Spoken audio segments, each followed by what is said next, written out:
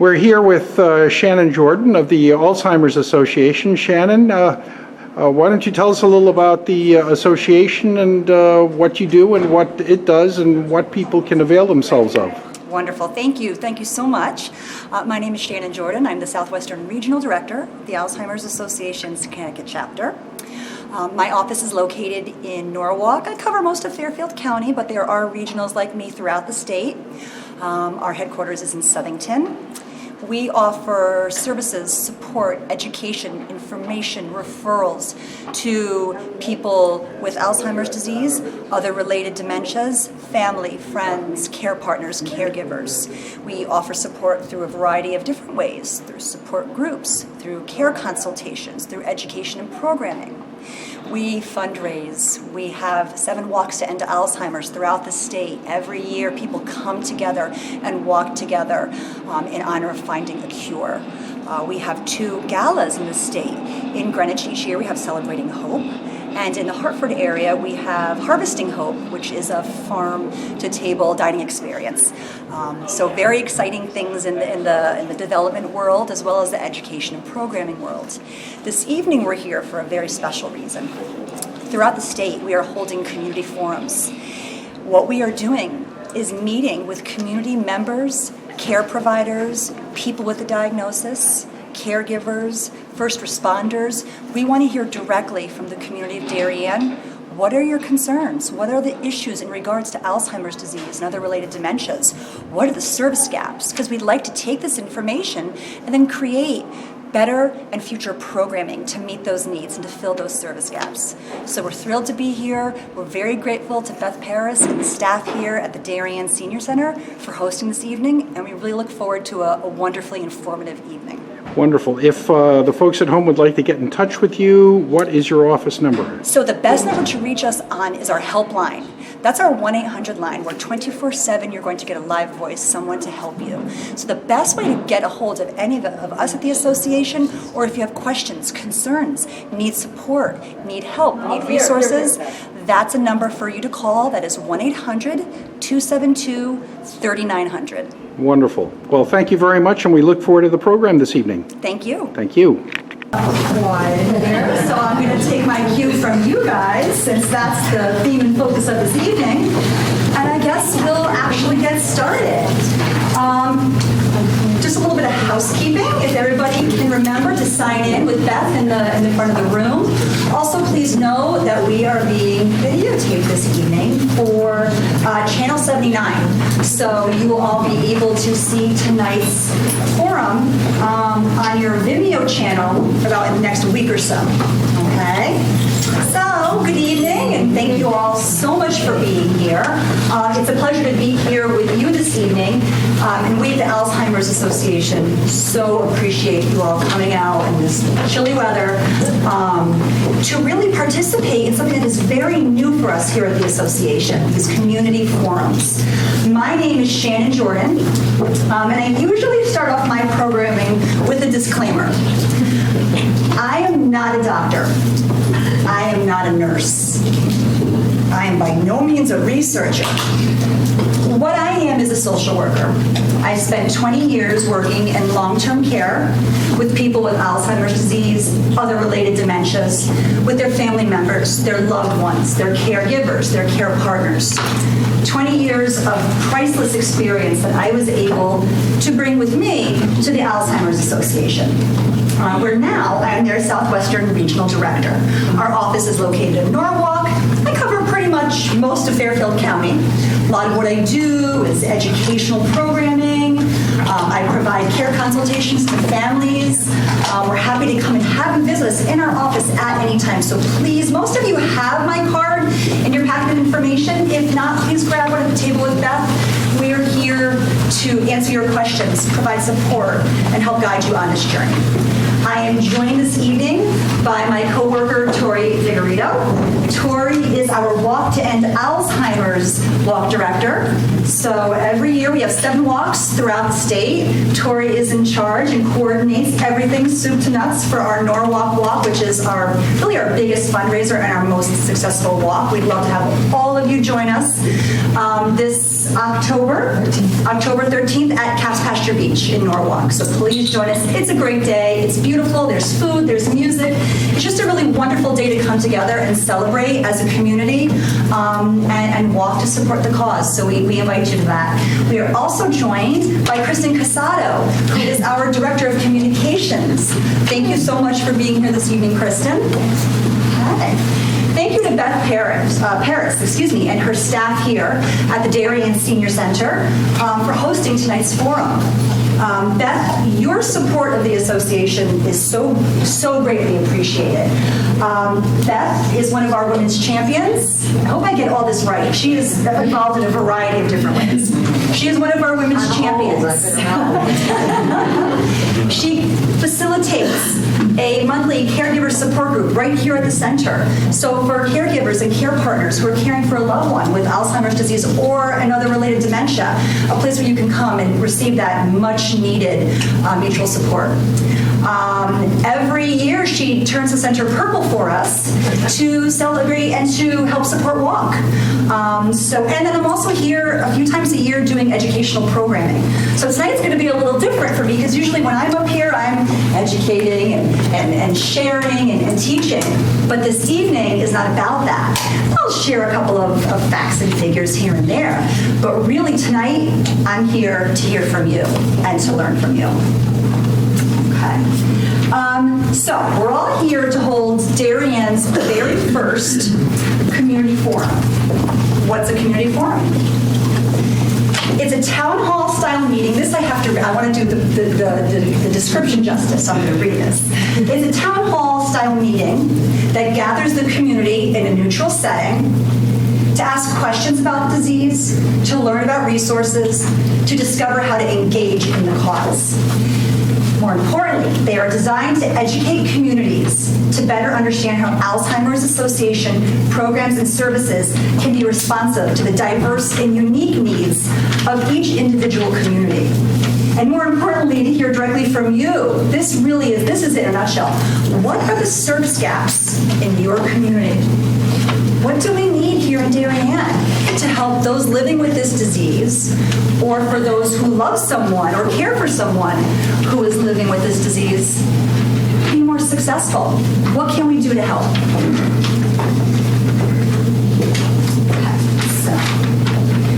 So I'm going to start off the evening with some of our statistics, and we're going to roll right into the question and answer portion of the evening. You all have your packet of information. The blue form is a guideline for the questions that we're going to ask you this evening. Tori is going to be my Vanna up here, and she'll take everything down for me.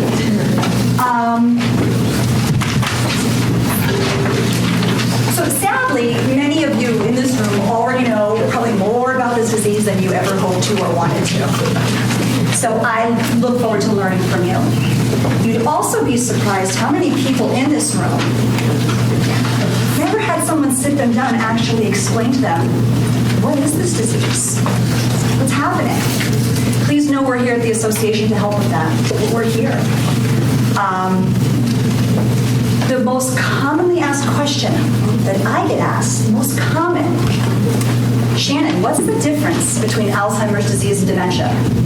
Right at the starting gate, no matter where I go, no matter what, that is the first and foremost question. So I'm going to start there tonight because you can't assume that just because you have a room full of people who have a diagnosis or have a little bit of experience, know that, because sometimes no one ever sat them down and told them. And then time goes on and families get embarrassed to say, wait a minute, nobody ever explained this to me. We're here, we're happy to explain it over and over again, however many different ways it needs to be shared. So, I'm going to just get us all off on the same even starting point tonight. Dementia is what we like to call an umbrella term. So we think of dementia as an umbrella. Underneath that umbrella are all the different types of dementia. Please know there are more than we care to like. There's upwards of 80 different types of dementia out there. Some of them don't even have names. But the most common form of dementia is Alzheimer's disease. So in essence, Alzheimer's disease is dementia. It is the most common form. It is the 6th leading cause of death in our country. Every 65 seconds, someone is diagnosed. 1 in 3 seniors will be diagnosed. 1 in Over what age? Pardon? Seniors, over what age? 65 and up. Although unfortunately this disease does affect younger people as well. We know this. There is a younger onset, yes. So each year, it takes more lives than a combination of breast cancer and prostate cancer. 78,000 people diagnosed right here in Connecticut, and that's just who we know about. Those are just the people that we know. 5.8 million throughout the country have a diagnosis. Those numbers are expected to triple by the year 2050 if something isn't done soon, because we currently do not have treatment or a cure. Okay? So, caregivers, again, and this is probably one of the more important ones as well, caregivers provide an estimated 18.4 billion hours of unpaid care each year, estimated at a value of $232 billion. So we always like to, again, just like to bring everybody onto the same page in the room. So those are some of our facts and figures. Please know we have new facts and figures coming out very, very soon. Our 2019 numbers, those should be coming out soon. But that's what we always like to do, is really just start off at the beginning, just so that we're all in the same place. Because now what we're going to do is we're going to turn it over. Well, I'd like to say I'm going to turn it over to Vanna, show you my slide. But I'm going to really turn it over to all of you, because we're here tonight to hear from you. What are the needs in your community? What are the concerns? What are the issues? What are the barriers? What are your service gaps? What do you need? We intend to take the information that you all share with us this evening and bring it back at a national level, because we are doing these nationwide, so that we can create more appropriate and better programming for all the communities. Okay? So I run a really laid-back show here. I don't want anybody to be shy, because we're going to start to ask questions now. And again, you know, if you have individual questions as well, I can try and answer those while we're doing this. But also know I can chat with you after the program. And again, my business card is here. It's got my cell phone number on it for a reason. I want you to call me. Sometimes people don't like to share their personal questions in the public. That's okay. Call me. That's what I'm here for. Okay? Yes? Well, I'm still confused about dementia versus Alzheimer's. Okay. We don't know whether we've got dementia or Alzheimer's. I understand that you can't really diagnose Alzheimer's until you're dead and they look in your brain. Yeah. Well, What should so... I do? I mean, should we tell people, I mean, I'm not saying anything about we have Alzheimer's. We don't know. Right, right. We got something. So yes, because this disease process happens at a place where we can't see, we can't get in there, that is true, that to diagnose within 100% shadow of a doubt, an autopsy is necessary. But technology has advanced, and it has grown to the point now where we have very specific amyloid PET scans that can now detect the amyloid plaque that is one of the hallmarks of Alzheimer's disease. So docs are using that to diagnose with. It doesn't really matter until someone asks you what's wrong. It's an personal thing for everybody, absolutely. Some people, the second they get a diagnosis, they shout it from the rooftops. Other people are very, very private. It's a personal decision. Yeah, I just wanted to say that the basic difference between Alzheimer's and dementia, you said it earlier, is that all Alzheimer's results in dementia, but not all dementia is from Alzheimer's. You have specific genetic markers, and there's no test to say definitively on a brain that a brain is in the process of Alzheimer's disease, but you do have specific genetic markers. If you don't have those genetic markers and you have some of those symptoms, it's most likely that it's dementia. So, It's just a question of when your children ask what's wrong, what do you tell them? When you tell them it's Alzheimer's, I don't know if it's Alzheimer's. I know it is. a neurologist can differentiate the two, but it means having a spinal fluid tap.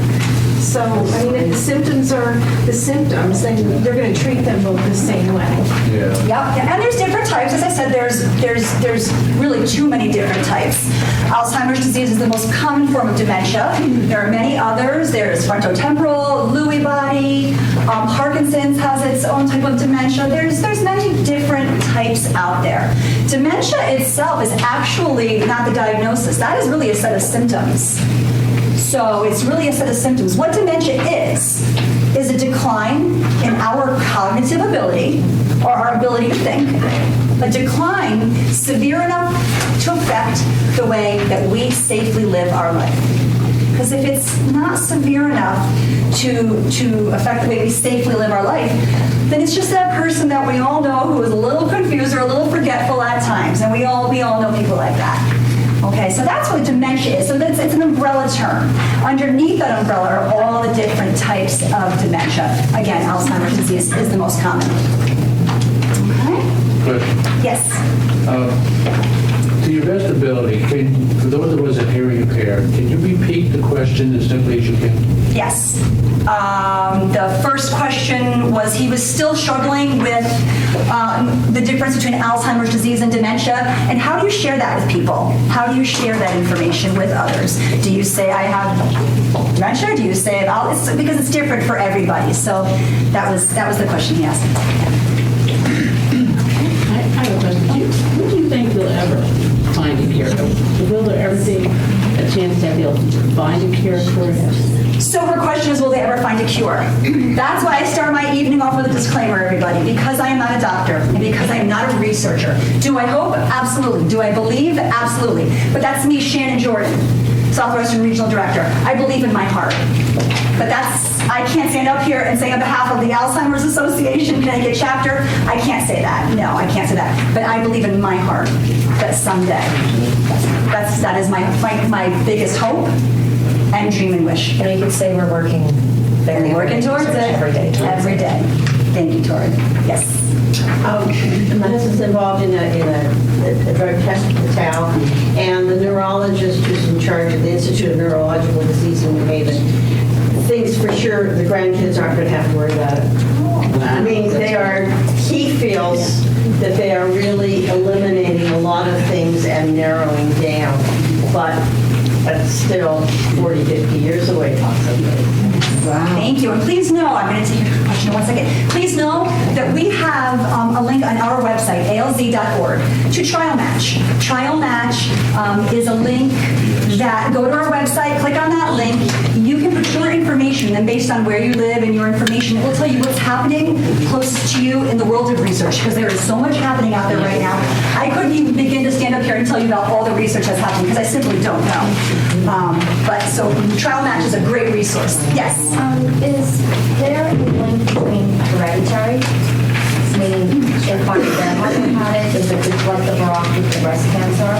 So the question is there a hereditary link? So yes, there is some hereditary connection. The single greatest risk factor to Alzheimer's disease is age.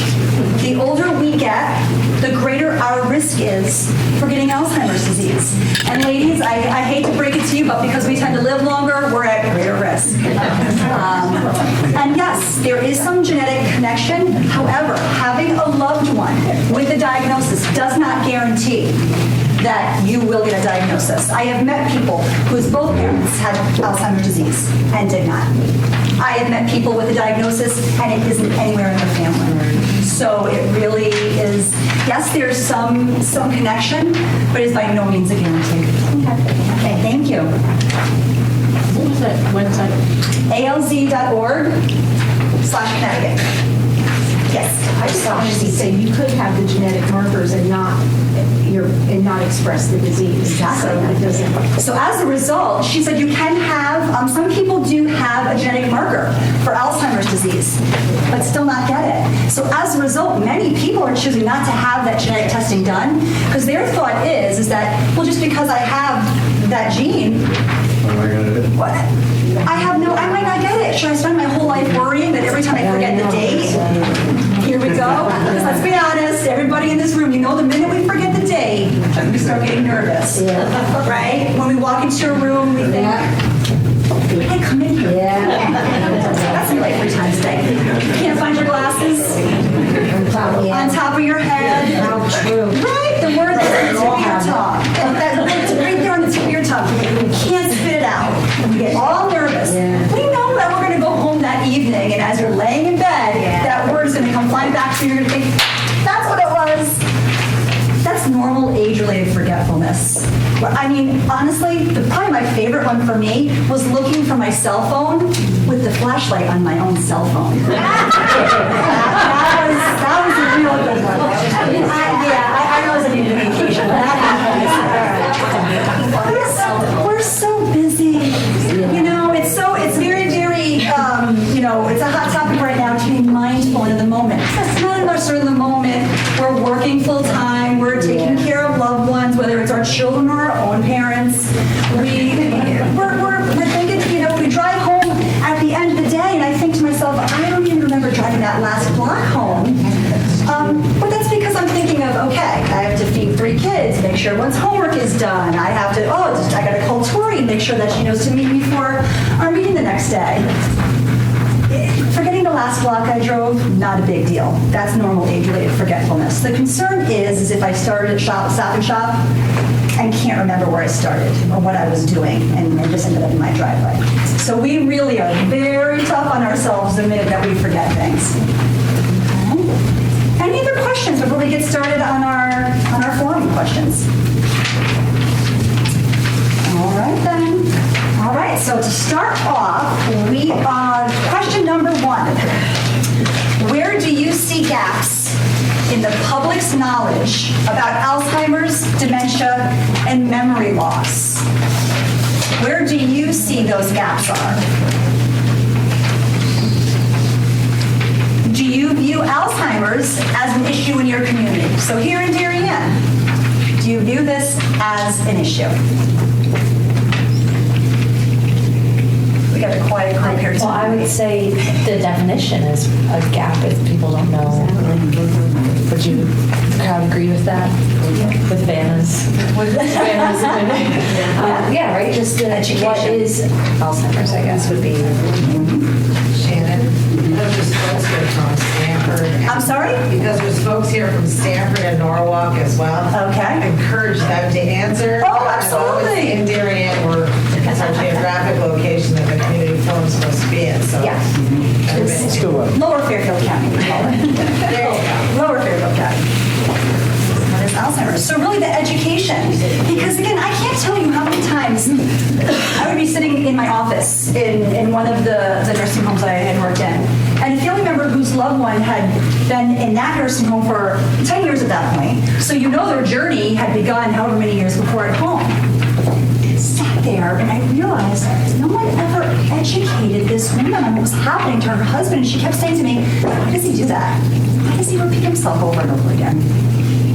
No one ever sat her down and said, here's what's happening to your husband. This is why he is forgetting. This is why he's, and she got to a point where she just got embarrassed after a while to admit, no one ever told me these things. So education, absolutely.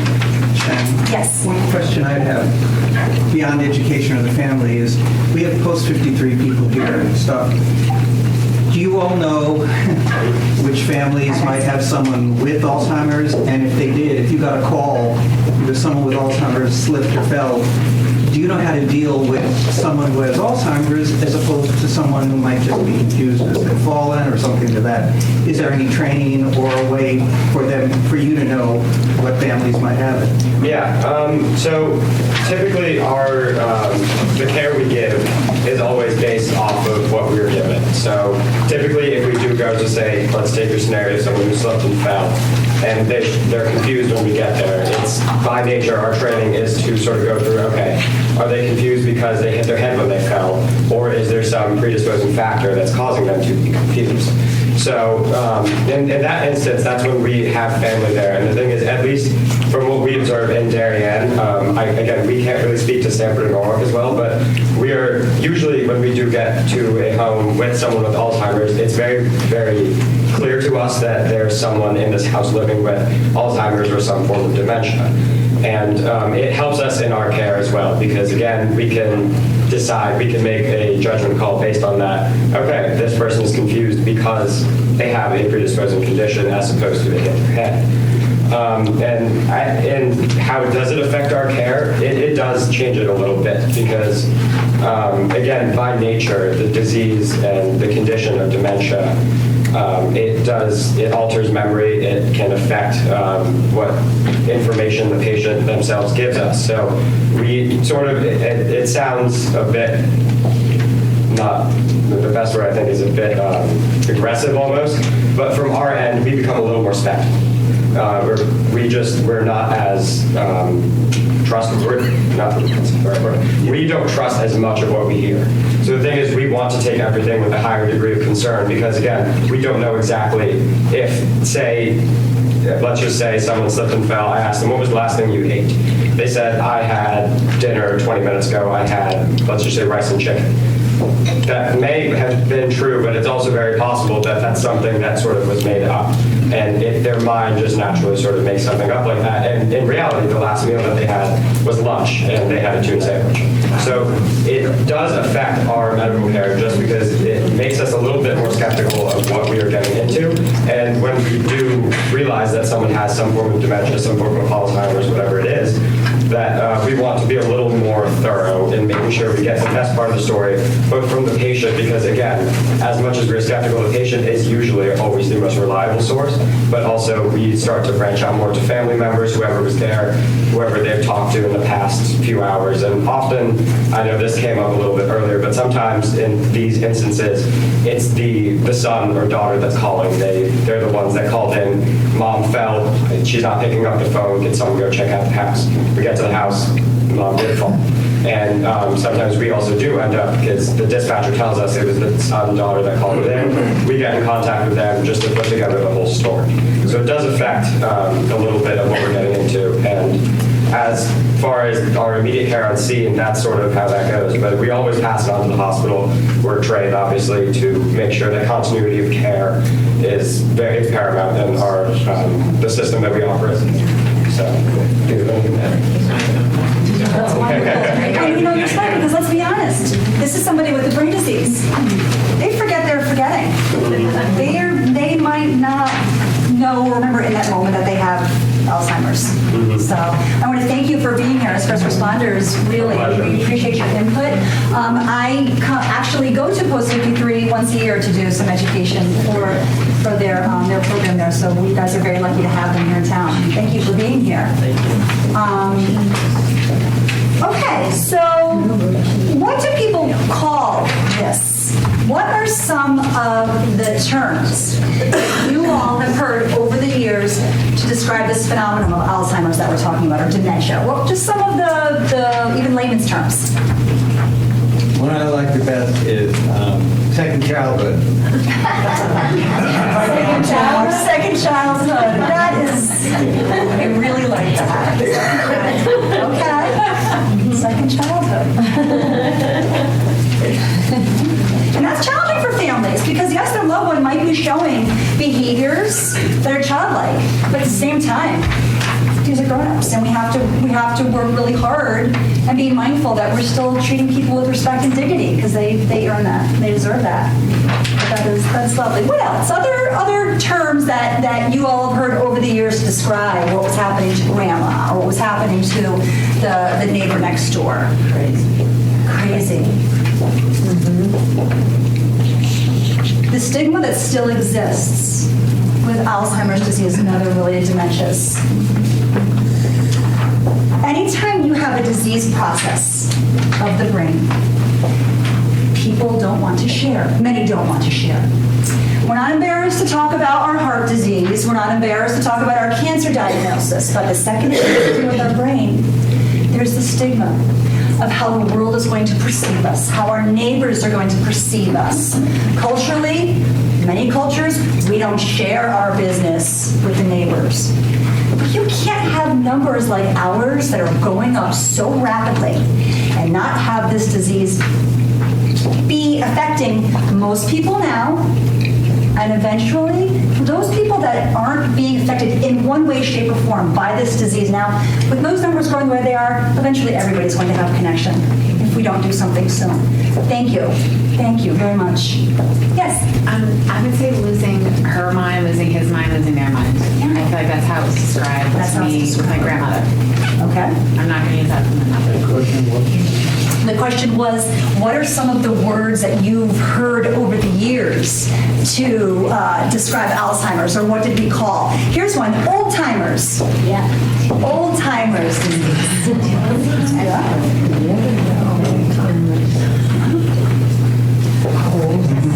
Old-timers.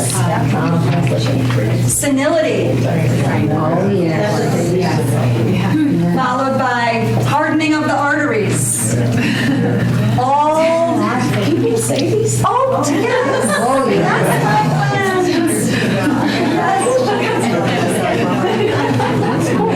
Keeps me going. Thank you. Okay. Any others?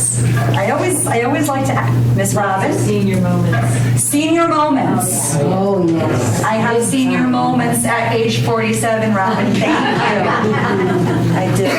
Senior moments. Oh, yeah, that's a good one. Alzheimer's disease is not normal age-related forgetfulness. We think that because we're getting older, it's normal to forget. But we all know that 95-year-old that's still out there driving, sharp as a tack, still at the gym. This is not normal age processing. It's really not. Dick?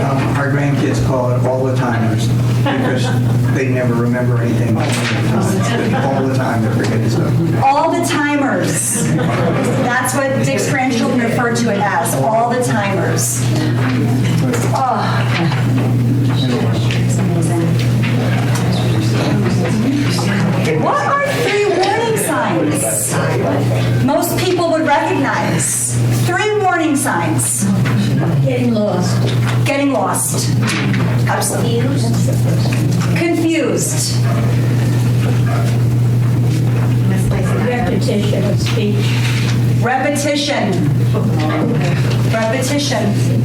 Behavior changes. Behavior changes. Difficulty following simple instructions. Difficulty following simple instructions. Or instructions. Just instructions. Yes. Forgetfulness, like forgetting that they put something on the stove and leaving it. Forgetfulness. Focus. Attention. Yes. Quietness or being withdrawn? Quietness or being withdrawn.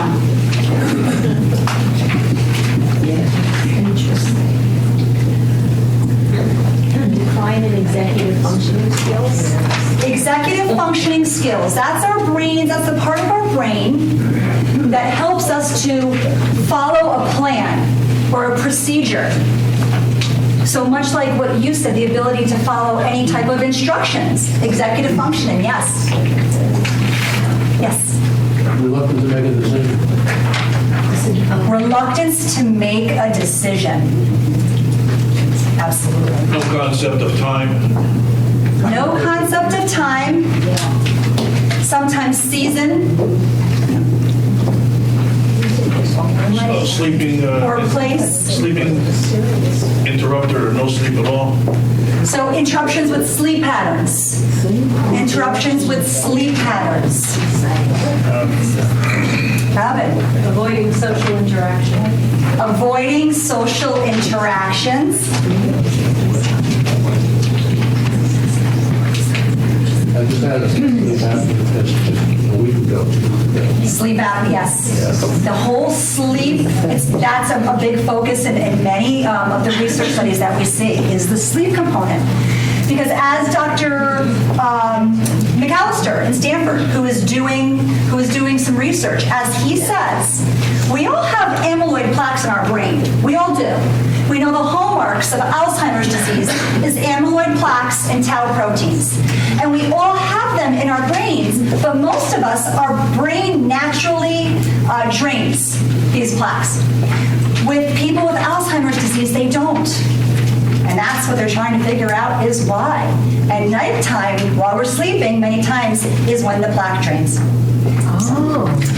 Dr. McAllister in Stanford, I have to credit him with that. Yes. My doctor, he doesn't want to sleep on his back. Absolutely. You have to have, this is a fine, well-oiled machine.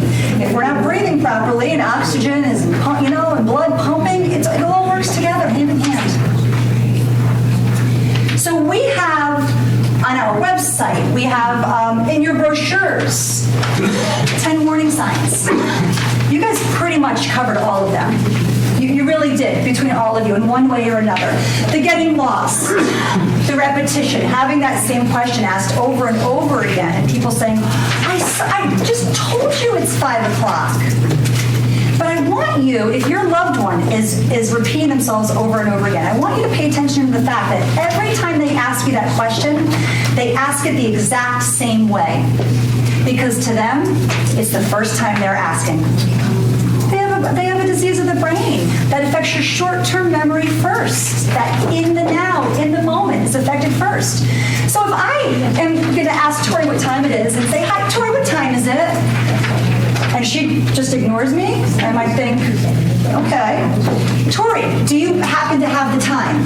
I'm going to switch up the way I ask her. That's just what we do as humans.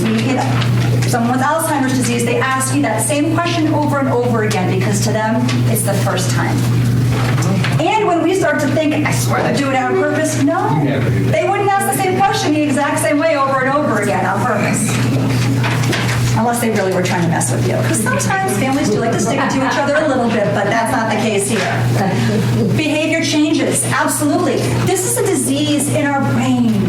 Everything that we do, everything that we are, our behaviors, our moods, our emotions, it is all because of the wiring in our brain.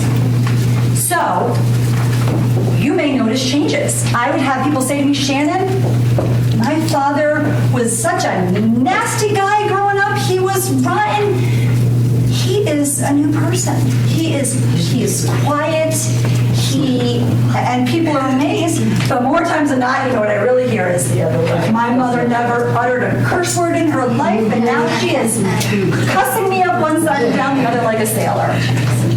Personality and mood changes, because just like every single one of us in this room have different personalities, different behaviors, feel differently about things, everyone's dementia and Alzheimer's disease is different because it's happening in our brain and we're all different. Yes? Shannon, be careful what you say tonight because I know your parents. I really have to be on my best behavior. I am being recorded. But yes, Gary is a very close personal family friend, so I really have to put on a good show tonight. So please help. I do. I'm ready. Forgetfulness. Quietness, withdrawn, social isolation. People have said, Shannon, in the beginning, I didn't know what was going on, but I knew something was going on. It affected my confidence level. I'm in a group with my friends or with my coworkers, and I'm forgetting mid-sentence what I was going to say. That affects your confidence. So people who you knew to prior, beforehand were outgoing, tend to kind of socially isolate, especially in the beginning when they're not quite sure what's happening. Executive functioning skills, absolutely. That's usually one of the big warning signs. Perfect example, grandma's been making the same recipe your whole life, and now she's forgetting 3-4 major ingredients or adding. I had a woman say they really knew that it was time to take their grandmother to the doctor when she used toothpaste to make potato salad instead of mayonnaise. They said, all right, that's it. Because there's a lot of little gray things that you think, okay, it could be this, it could be that. And let's not forget, there's also a lot of things out there that can almost mimic Alzheimer's disease, other things out there that can cause confusion or forgetfulness that are not Alzheimer's disease and that are treatable. So it's important to know that with your loved one, if you're noticing a quick change, an overnight change, mom is one way one day and overnight she is off the wall behaviorally, or she's psychotic all of a sudden, or their balance and gait are disturbed and they're falling all of a sudden. That's a trip to the doctor, because typically, everyone's Alzheimer's is different, but typically Alzheimer's disease is a slow progressing disease. You go along at a certain level of functioning for a while, and then you experience a decline. then you're at that level of functioning. So it's typically a slow progressing disease. Quick changes overnight, that could be something else, but it could be something else that's treatable and curable, like a vitamin deficiency, medication errors, medications not working well with each other, hypothyroidism. Big one in this area, Lyme's disease. Causes confusion and forgetfulness. If someone's a little older, you think, uh-oh. Biggest culprit, as we age, infection. Urinary tract infections, pneumonia, upper respiratory infections. You can find one day and see true psychotic behavior. I saw it firsthand when I first started working in a nursing home. I did not know that as we age, our body processes infection differently. Very differently. When you're young, you have an infection, you get your symptoms, you go to the doctor, you get your antibiotics, and you're pretty good to go. As we age, the symptoms of an infection, usually the first symptoms you see are erratic behavior changes, balance and gait. Families get nervous and think, here we go, when really it's something like a urinary tract infection. And again, with the trip to the doctor, antibiotics, that confusion and forgetfulness will resolve because it was as a result of the infection, not because of Alzheimer's disease. So we really want people to go to the doctor when you're noticing changes because it could be something that is treatable, and we want you to do that. Yes? Well, there's one thing I just found out it's important and everybody should know, but they don't seem to, is that if you have started dementia and you find you hurt your knee and go into the doctor and he says, yes, we've got to operate, you don't want to do that because there is a disease pattern that if you get anesthesia and you already have dementia, you're going to take a big step down. So anesthesia is tricky for any of us on any given day. Any of us who had children have to go under. I mean, I had my little guy go in for tubes when he was little. He came out swinging. He came out angry and aggressive, and he was little. As we get older, anesthesia is riskier and riskier anyway. Absolutely true for somebody with dementia. Absolutely. It can take longer for that confusion that's as a result of the anesthesia. It can take longer for that to resolve. So many people that I know with the disease still have chosen to have procedures, but it's a personal decision. If my hip is bad and I can't walk, I might be willing to take that chance. So it really is a personal decision, but yes, anesthesia is known to have effects. All right, so where are we? That was warning signs. Again, you have a complete list of the 10 warning signs. We also have it on our website. Most of the stuff that we talk about tonight, you can also find on our website. There's a lot of good information there. We have free e-learnings that you can go on and learn more about the disease. You can learn about effective communication and ways to communicate with people throughout all the different stages of the disease. There are a lot of good learning there. I also wanted to take a moment to point out on your purple pens, and also you have cards in your packets, is our helpline number, 1-800-272-3900. That is our 24-hour helpline that you can call with questions about the disease. That's a number that a social worker who is looking for resources in the community can call and will help with. That's a number that a daughter whose mom for the first time forgot her name can call if she just needs a little support. That's a number that a CNA, a nurse's aide, who's doing home care can call if at 3 in the morning, Mrs. Jones is outside in the backyard and says, that's not my house. You can't make me go back in there. I'm not going in. What do you do? So that's a number. If you guys walk away with anything today, it's just knowing that you have that resource. That's enough for me. So. Statewide number? Statewide, absolutely. Good question. Okay, number 2. Where do local families go to get diagnosed with Alzheimer's disease or dementia? So in this part of Connecticut, where would you go?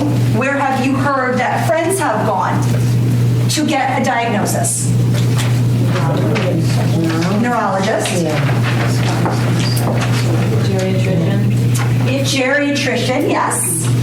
If you get into one of these studies, They will do the diagnosis. They will even give you the PET scans that look at the amyloid and the tau, and it's of no charge to you because insurance doesn't ever pay for it. Yes, yes. So that's the cheapest and most thorough way to get into a study. There's a lot of studies. Again, that's Trial Match, our link on our website where you can find out what trials or clinical research is being done in your area. And yes, there are, as much as our technology has advanced with this amyloid PET scan that can now diagnose so close within 100% accuracy, it's not covered by insurance yet. It's very expensive. So many families will become involved in a program or in a research trial because that's a part of the preliminary work that they do for these. They won't pay for it because there's nothing you can do. So, okay. So a neurologist, geriatrician, research study.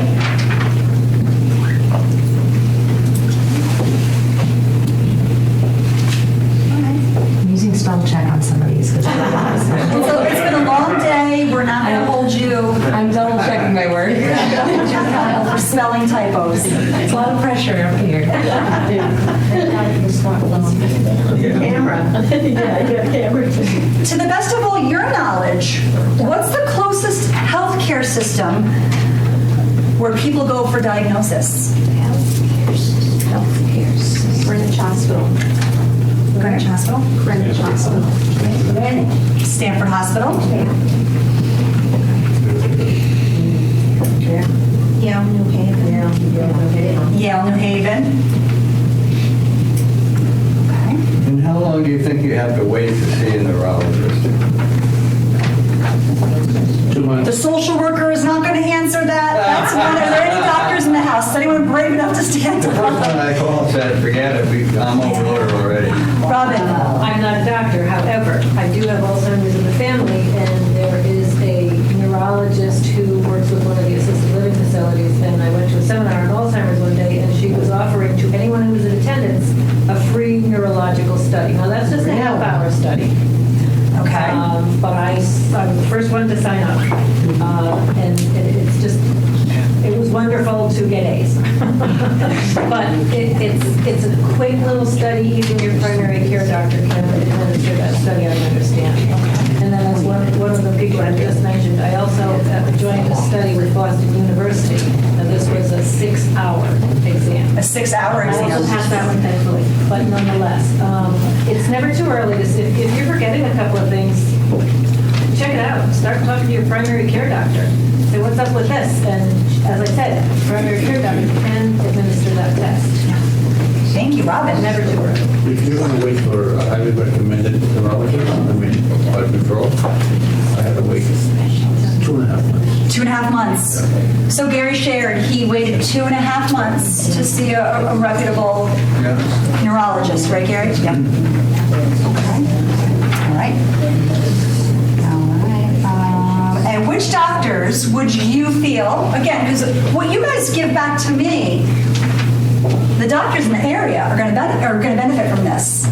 And hopefully they say, I want people to know that I diagnose. I want people to know that I'm doing clinical research. To the best of your knowledge, which doctors see the most elderly patients? Geriatrician? Yeah. Primary care. Primary care? Internal medicine primary care. Okay. You can just write 2. You know what? Just right here for 2B, so I know that that's what this is. Okay. All right, great. You'd be surprised how many people are reluctant to leave their MD that they've seen their whole life because, no, it's a connection. And we get that. But we also recommend, you know what, you can see others in addition to. You really can. What role do local physicians play in connecting dementia patients to the proper resources?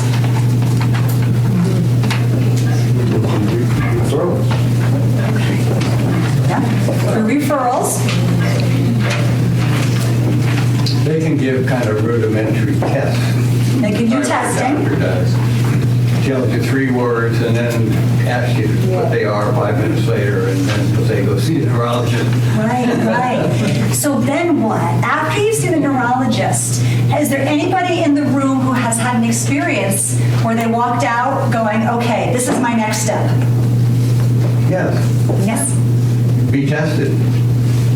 The good neurologists don't have time to test you, so they will send you to a test facility to be tested. A geriatric assessment center. Yeah, geriatric thing. To the best of your knowledge, do they refer people to the Alzheimer's Association? Because I've had many people say, no, we didn't even know you were here. We wish we knew you were here months, years ago. All right. I think worse than that, I think some of the primary care doctors are in denial. And I recognized what was going on and tried to talk to the primary care physician for a couple of years, and he just sort of said normal aging, because my husband's very smart. Right. And he did very well on those tests, even though I knew there was a decline. So I think that's the smarter you are, the better you may do on the test, but it's still not to your level of education or intelligence before the disease. Absolutely. It's very difficult. I used to do, as a social worker in long-term care, I would do the mental status exams with our residents, which is just basically a memory test. But it's a tool that's used in nursing homes and in doctor's offices and hospitals all over, just to attest or to assess, someone's cognitive abilities in that moment. And oftentimes you want to get one done early enough as a baseline, and then we would do them every quarter in the nursing homes. I had very intelligent people score very, very high, but still have been probably good 6-7 years into their diagnosis, because the part of their brain where you can still count backwards by sevens was not being affected yet. On any given day, I can't count backwards by sevens. That's why I became a social worker. I have nothing to do with numbers. But there are some people whose everybody's brain works differently, and everybody's brain is affected differently. So absolutely. Thank you for bringing that up. Thank you. I think, Shannon, one of the problems is that with Alzheimer's is the denial that nobody wants to say that they have it, and a lot of times your family doctor will not step forward to do that. So a real problem with family doctors is that they feed into the denial of the patient themselves. And the family dynamic. And the family dynamic. Because nobody wants to say that anybody has that. Absolutely. Thank you. Thank you.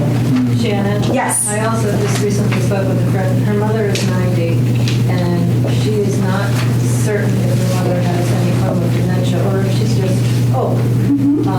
But they do see the primary care doctor often, and I asked them if the primary care suggests that you see a neurologist, and the answer was no. Now, perhaps because the person was 90, they figured, why?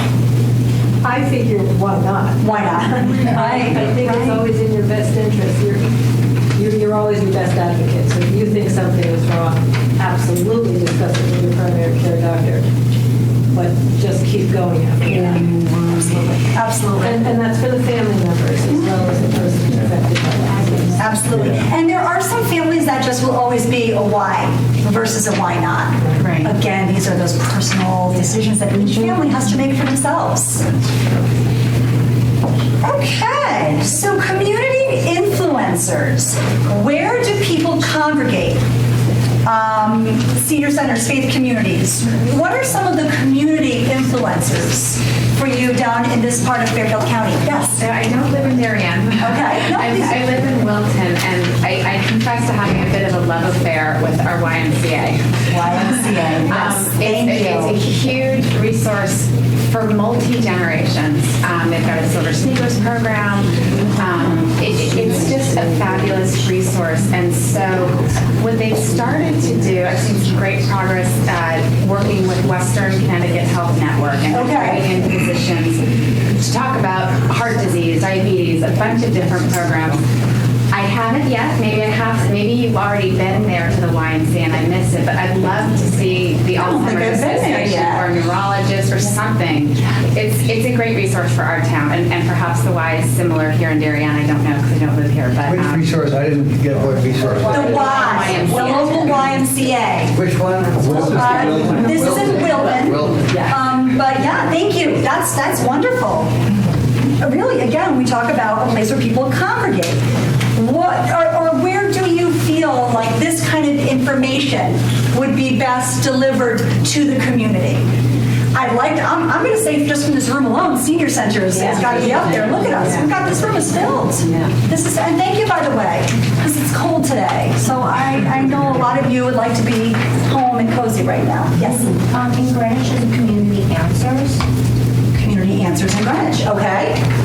Wonderful. Can you share a little bit more about, is it a meeting place? No, it's a resource for the town. Anybody can call and ask for anything.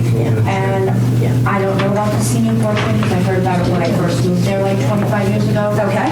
And when I went to possibly volunteer, they were saying that a lot of it's no longer calling the phone, that somebody will just research it through websites and then give you links and things like that, right? Yeah, and Greenwich has the Commission on Aging, which is very helpful. They do. Yes. Support groups for spouses. Are there any in the Stanford area? Well, I'm going to let Nicole Rapolo answer that, since she is one of my most fabulous and famous caregiver support group facilitators in Stanford. For spouses whose wife Yes. has Alzheimer's. So at the association, we have over 90 caregiver support group meetings throughout the state. In Stanford, it's for spouses, loved ones, caregivers of people with the diagnosis. Nicole, do you want to just share with you? I lead a group the third Monday night of every month. So from 6 to 7:30, the third Monday night in Stamford at the Silver Source. On Summer Street, right on Summer Street. And Silver Source. There are support groups all around. I know that there's another one in Stamford at the Tully Health Center during the day. And then Betty and I were talking about coming up with a list that our support groups can share with each other so that you can go when it's convenient for you. And Beth has one right here at this center. I would just like to say, this Mather Senior Center is the best thing since sliced bread. We have immediate access to Beth. She's here all the time. She has support groups. She knows everything there is to know about this stuff. And we live here, and if we work with this, I don't think we'd even have a life. There you go, Beth. There you go. Thank you. Gary, did you have something? Yeah, I don't know if it was mentioned, there's another facility for health. It's an adult care center. It's in Cascade. I think they call it the River House. So adult day programs. River House in Cascade. The director who runs that is the one who gave me the one referral to the neurologist that I waited 3 months for. Wonderful. Yes, yes, absolutely. So in your town, if there is an adult day program, that is a wonderful resource. A wonderful resource. So that kind of answered my question. Oh, I'm sorry. Was that you have to belong, live in Cascade for the Cascade and Greenwich? No, we don't live in. No, in fact, they have people, from what I understand, jumping over the border from Portchester because River House is so good.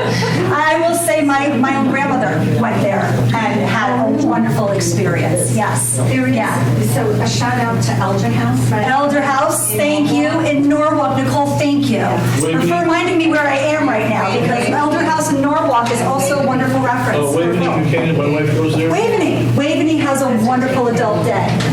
Absolutely, yes. We got some a lot of supported bridges too, if you guys need it. Bridges. So thank you for bringing that up, because that brings me more into the early stages of this disease. Bridges is an assisted living facility that caters only and specifically to people with dementia and Alzheimer's disease. Other assisted livings have a more traditional, they serve most of the population. Bridges serves just memory care. There's a Bridges in Norwalk, and there's a Bridges in Trumbull. I'd like to, again, give a shout out to the communities, to the assisted living communities all around. They're an amazing wealth of information, and they have classes and sessions, information sessions on lots of different things. So feel free to just stop in to any of them. There's the bridges, there's the residents, there's all of the assisted living facilities, and they hold classes and they will gladly give you a tour. Not that you need it today, but it's good to have information if you do. And the classes are just incredible. I know Bridget, like you guys have, like constantly doing. Yeah, there's support group every month. Support groups. At least try to do at least 2 educational pieces. Yeah, in fact, I'm there the whole month of March at the Bridges in Trumbull doing a 4-part caregiver series. So we also invite all of you to that. It's a 4-week series where each week it's a different topic. Week 1, we have a doctor talk about the basics of the disease. We talk about communication. We talk about community resources, and then we wrap it up with an elder care attorney who talks about legal matters and finances. Did you have something, Gary? Did you see you? Oh, I thought I saw you raise your hand. Oh, you guys are giving me so much good stuff. I'm going off on all these tangents. I have to reel myself back in here. G, going to move on to this? Okay. All right. And in the group, where would you say you get the bulk of your news and information about Alzheimer's disease and dementia? Does that help on social media? Social media? Social media. So you see other people posting about their experience. We have jumped with both feet into the world of social media at the Alzheimer's Association. We are constantly posting things about what we're doing, what's coming up, programming, just facts, figures, information. So social media has been huge for people to get information.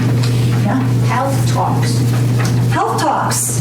Again, we do programming at the association, but places like Bridges, they host informational evenings as well. Yes.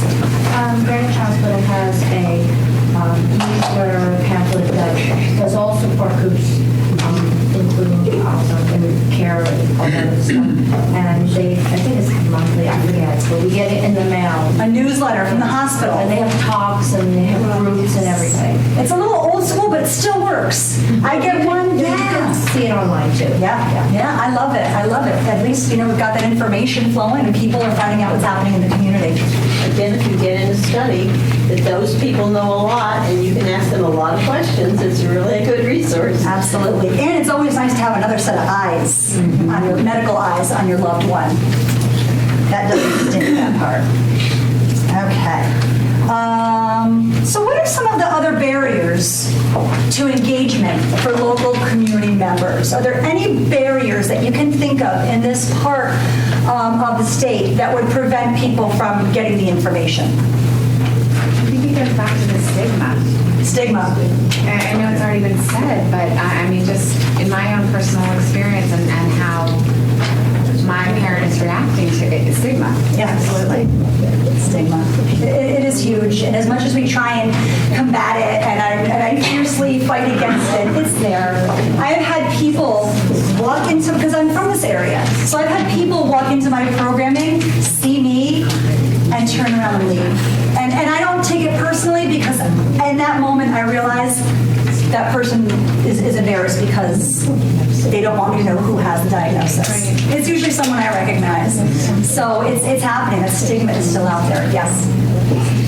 How about transportation in this area? You're pretty well, Beth, you're pretty as far as transportation for seniors in this area? Excellent. We have this at home at the very end, they'll take you anywhere. That was perfect timing. Thank you. Thank you for being here this evening. Oh, we appreciate it. But you have a transportation program. Would you mind sharing a little bit with that for the group? We do transportation. Yeah, great timing. Come on back.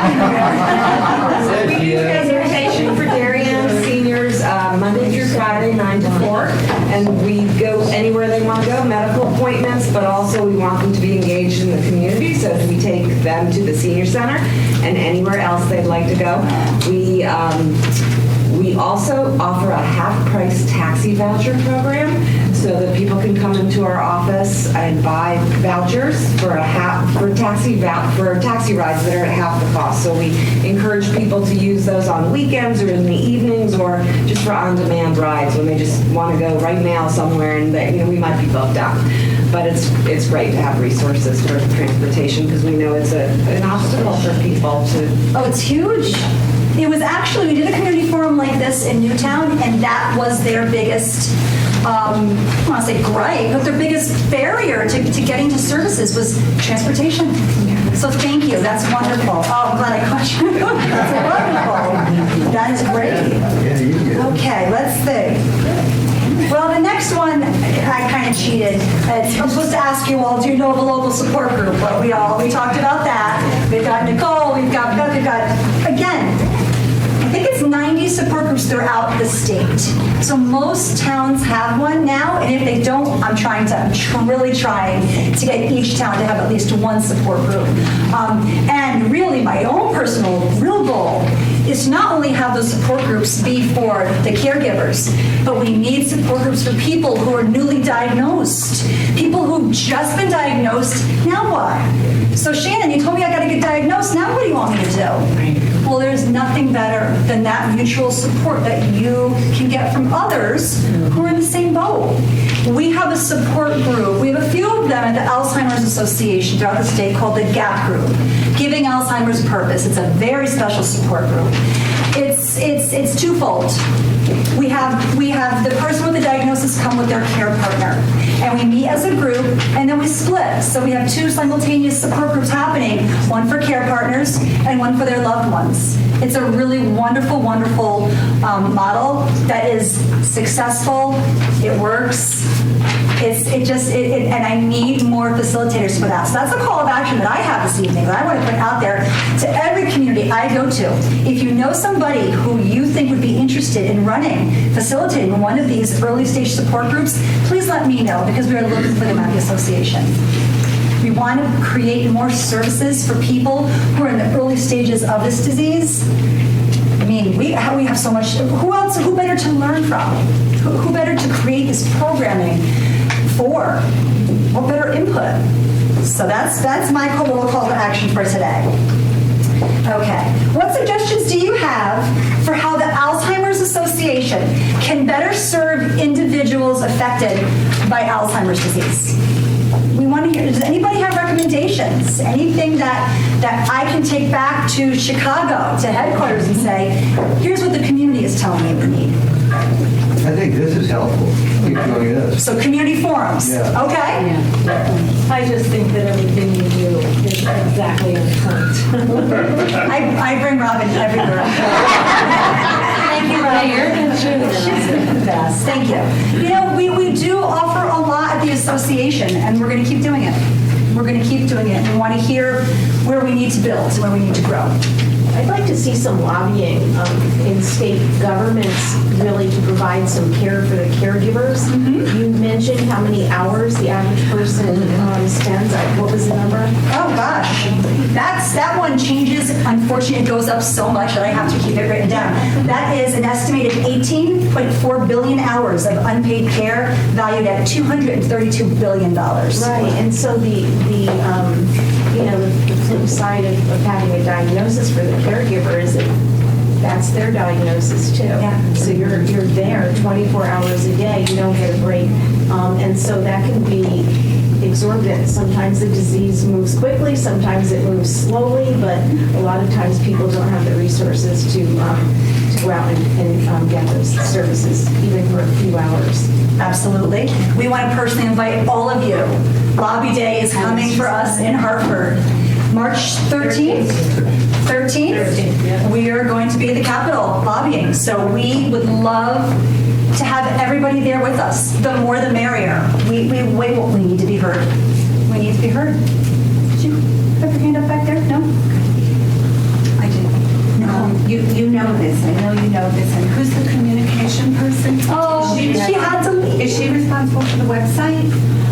She has an awful lot to do with it. We really need to have on the website or social media somewhere all of our support groups.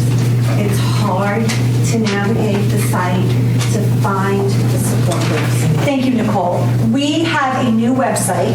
It's wonderful. There's a lot there, but there's a lot there. So it takes a while to find what, with our old website, we were able to pull up like that. So thank you. That's information that is helpful because that's concrete. Thank you. Yeah, thank you. I like that idea of incorporating in social media. Social media, absolutely. Definitely tweet that out. You can tweet all of those. I mean, that really is That's a great suggestion. I still feel like social media is not my strong point because it's not from my generation. Like my kids are schooling me left and right on how to be good at social media. I stink at it still. Thankfully, we've got people at the association that don't stink at it. I'm still learning. Tori, thank God, Tori, she helps me. I wouldn't even have a Facebook page if it wasn't for Tori, so thank you. Can I make a comment about the social media? Please. It can be dangerous because no one's fact-checking social media. So if social media is where you're getting your information, I'm going to urge you to go and check the facts. But social media, if it's put out by the Alzheimer's Association, is a completely different story. Yes. And that's very, very visible when it's in from the Alzheimer's Association. Thank you, Robin. I was going to say that we have our own, all of our social media handles are at ALZCT, so LinkedIn, Twitter, Instagram, Facebook, and we have a branded social media page, so that is any information coming out from us is from national, and it's something we're allowed to communicate. People have little like side groups and community chat pages and stuff, but if it's our name, our logo, and it's the Connecticut chapter, it's something that we were allowed to communicate. So it's an important thing to check. Definitely make sure you look at the Alzheimer's, and I'll write that up here. It's literally ALZCT. If you search that on any of those social media pages, that brings you to our page. And that will help. So if you put out the support groups that puts people to your fact checking, that is, and the Alzheimer's sponsored, because we went through training. It's not just anybody putting together. Yeah, our Alzheimer's Association caregiver support groups, all the facilitators come to us for extensive training on facilitating our groups. We're very proud of them. Let me just endorse that early stage support group. It is such a tough time when you first get diagnosed with it, and you don't want to be with anyone else. You don't want to see what it looks like. You don't want to see how it begins to advance. And we joined an early stage support group as part of the Alzheimer's Association, and that was like 5 years ago, and our group is really close now. But it was the kind of thing that we found we couldn't go out socially because it was very difficult. My wife wouldn't keep up with the conversations, and people sometimes didn't want to be with us. The early stage support group all is going through the same thing at the same time, and it is just such an incredible support. And again, it was 5 years ago, and we still meet all the time at each other's houses, and there's just such a warmth and trust that has been built up in that I can't say enough for that. It's just a wonderful program, and it's so hard when you first get diagnosed to know where to go so that they can form the group for you. You don't have to do that, and that's really a great thing to do. Did your wife join us? Yeah. Oh, yeah. It's been great, and I've just stayed very much a part of it, so we're just great. Thank you. Okay. Now we're up to our last question. The Alzheimer's Association relies heavily on volunteer support. We are happy to have any volunteers, whether it's for our Walk to End Alzheimer's, whether it's to help me in the education department. I'm only one person. Fairfield County, they're hungry, they're thirsty for education and knowledge, and I can only be in so many places at one time. So we are recruiting volunteers. So there really is a shoe for every foot. There is something for everyone. Support group leaders, early stage support group leaders, advocacy and public policy. There's really opportunities for everybody. So again, we've got all that information on our website, but also in the front, at Beth's table, are registration forms. Beth, if they're not there, I'll put them there as soon as we finish here. That's where you can indicate if you would like to, nope, that's not it. If you would like to volunteer, because there's different areas. We'd love, love, love to have you. We really would. If I could happen on that. Please, Tori. We were given an award. We had our leadership conference back in January in San Antonio. Region 11, which is the New England area, was given an award for excelling in across all pillars. So public policy, diversity, research concerning awareness, which was really due to our volunteers. Because, like Shannon mentioned, she's one person. I'm one person handling all kind of development in Fairfield County. Shannon's covering all education. Our public policy is by wonderful volunteers. Robin helps a ton in that area. Yes. But it really is the movement of volunteers. And I think that is the full success of the Alzheimer's Association is because people that are so passionate about this cause, which we try to say thank you as much as possible, but it really is an incredible way wherever, if you want to be involved, it makes you feel like you're part of the full mission.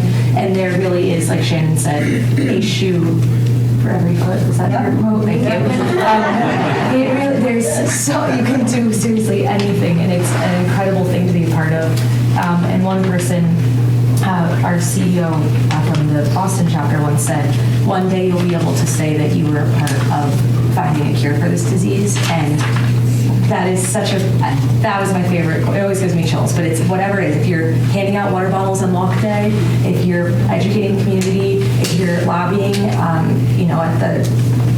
at the Capitol, those are all things that move our mission forward. So if you want to be part of that, it's worth it in any way, shape, or form you can. Do you know if they do lobbying training? Because it's really overwhelming to go there. I just lobby my time. So Kristen, who was here earlier, anyone who wants to come to our lobby day this year on March 13th, her and Christy, who is our director of public policy, they'll coach you.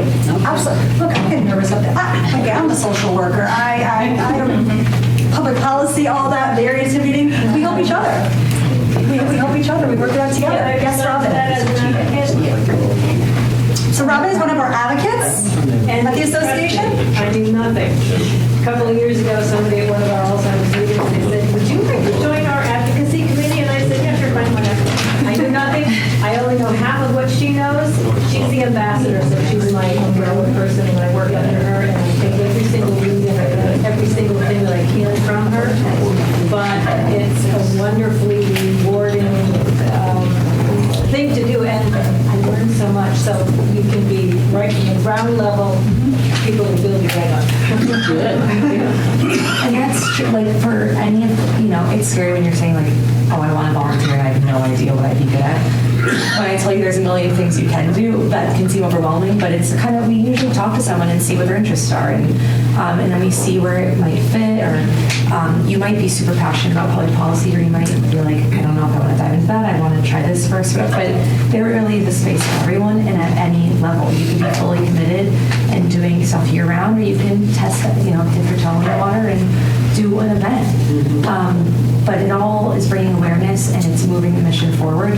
And we are a small and mighty team, and we rely heavily on the community. And the community is, when you see our name out there, it's because of volunteers like you guys that are doing that. So thank you so much for that, because that really is why we're able to move forward.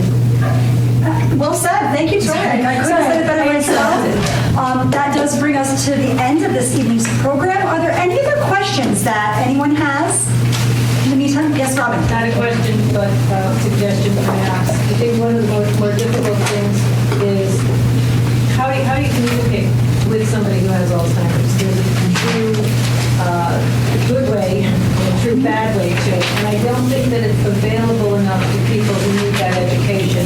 So again, I always rely on the Alzheimer's Association doing everything I need, but if you could somehow get more communication strategies out. It's my favorite program that we do at the association is Effective Communications, and it's a program that talks about ways just that, to effectively communicate with your loved one throughout the various stages.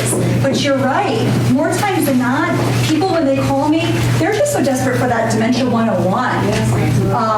And I have to start there because people there's myths out there, there's all different types of things and again, just explain to people what is Alzheimer's. So thank you. Yes, it's getting that, you need to get those programs out there. Yes. You said something I think is very important, in that every case is different.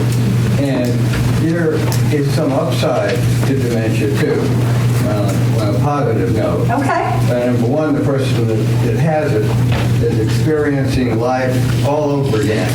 And this is the best I've ever had. I've never seen this before. It's so beautiful. Why haven't I seen this before? That's a strengths perspective. That's number one. The other thing is, there are no arguments.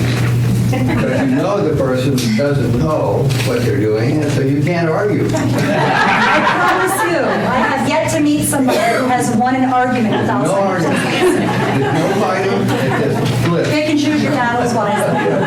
Thank you. Nicole? I see in the back you've got the education conference program. Maybe you want to say something about that. We do. Thank you so much, everybody. Every year, we at the association put on an amazing dementia education conference.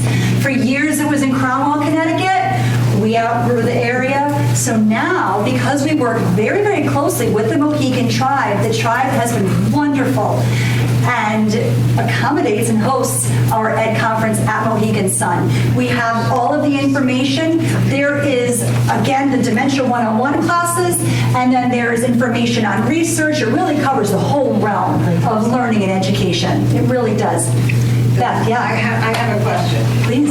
During obviously around the senior center, the education programs that we do here are phenomenal on all levels for all different health and wellness reasons beside all the great activities and entertainments. But I'm looking to expand, and I just want to ask people, there's a good amount of people that have come in the evening. Are caregivers wanting to do evening programs as opposed to during the day programs more regularly?